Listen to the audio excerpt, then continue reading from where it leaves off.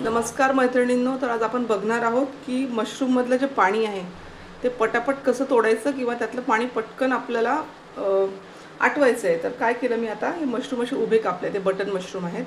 ठीक आहे. त्याच्यानंतर ते मी एका कढईमध्ये टाकलेले आहेत आणि तुम्हाला दाखवते. आता कढई अशी पसरट कढई आहे ही.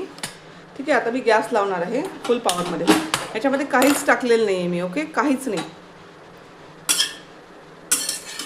आता हे फुल पॉवरमध्ये असं, आता बघा तुम्ही, याला हळूहळू पाणी सुटायला लागेल. ठीक आहे. आता पाणी सुटत सुटत सुटत सुटत प्रचंड पाणी सुटेल आता याला. मी याच्यामध्ये काहीही टाकलेलं नाही आहे. आणि बटन मशरूम जे असतील ते असे उभे उभे कापा तुम्ही. आपण बटाट्याचे फ्रेंच फ्राईज करतो ना, तसे कापा. आणि अशी पसरट भांड्याची कढई घ्या, फुल पॉवर करा गॅसचा आणि असं कंटिन्युअसली त्याला चालवत राहा. ठीक आहे. आपल्या सराट्याने आपलं असं मागे पुढे करत राहा. तुम्ही बघा आता ते पाणी सोडायला लागले आहेत.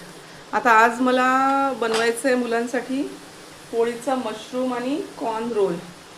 तर त्याच्यामुळे मला असे एकदम त्याच्यातलं पाणी, काहीच त्याच्यामध्ये पाणी नको आहे, कारण मी भाजी नाही बनवणार आहे आज. भाजीमध्ये चालून जातं आपलं पाणी असेल तर, पण याच्यात चालत नाही, नाही तर तो रोल फसफसायला लागेल असा. बघितलं का तुम्ही, दिसतंय तुम्हाला पाणी सोडते मशरूम.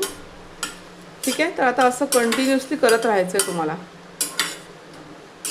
याचा पावर अजिबात कमी करायचा नाही, म्हणजे ते मशरूम इतके असे आकसून जायला पाहिजे. ठीक आहे. आकसून जातात ते मशरूम जेव्हा त्याच्यातलं पाणी संपतं.